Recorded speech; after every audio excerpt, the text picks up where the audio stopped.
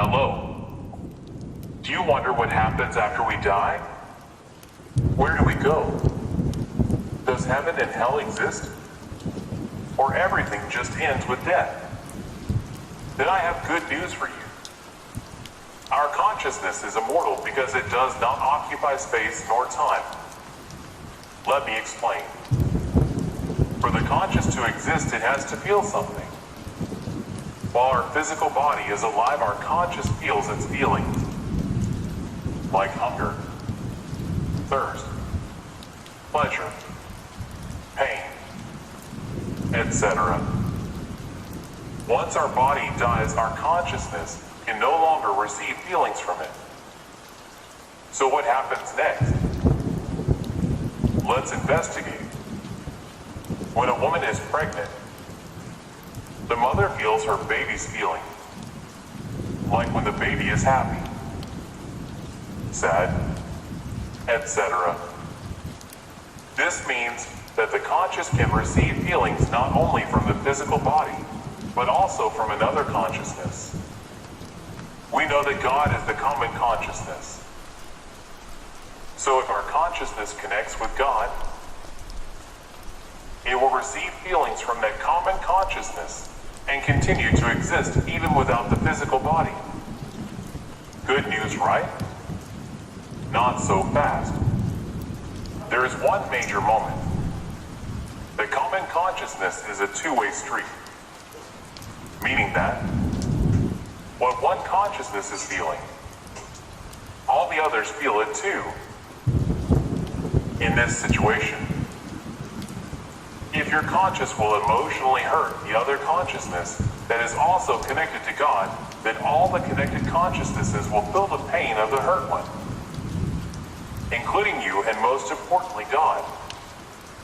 So if God allows the consciousness, which can hurt others, to connect with God, then all the consciousnesses connected to Him will be in danger.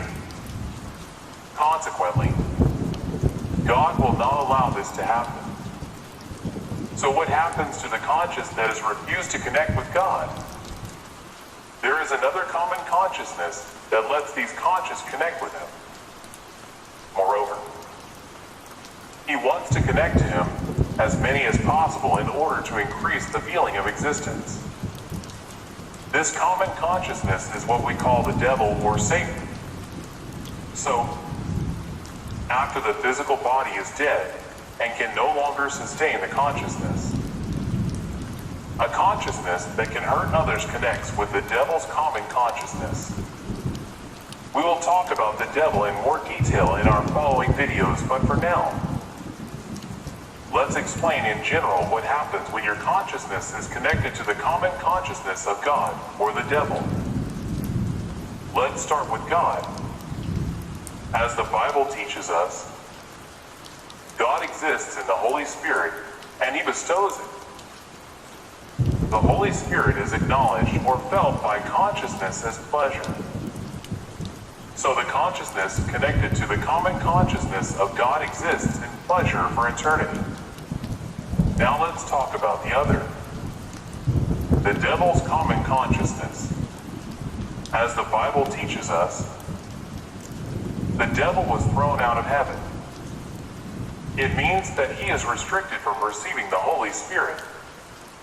If he can't receive the Holy Spirit, he cannot feel pleasure. But in order to exist, he must feel something. If he can't feel pleasure, the only thing left is to feel pain.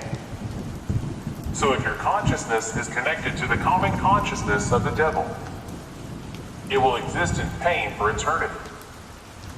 Not a piece of great news. Now one legitimate question rises. When people in this life hurt others physically or emotionally, they receive pleasure from it. How and why? There is a good explanation for it.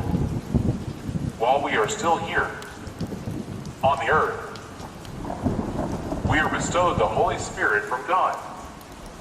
Each of us receives his or her portion of pleasure. When you are hurting somebody physically or emotionally, you you are stealing that person's portion of pleasure. That's why you are receiving temporary pleasure. The person from whom you took his portion of pleasure must feel something to exist. So since he or she has no pleasure left, he or she starts temporarily to feel pain. In the conclusion, we go to heaven when we connect to God's common consciousness, and we go to hell when we connect to the devil's common consciousness. To go to heaven, it is not enough just to do good things.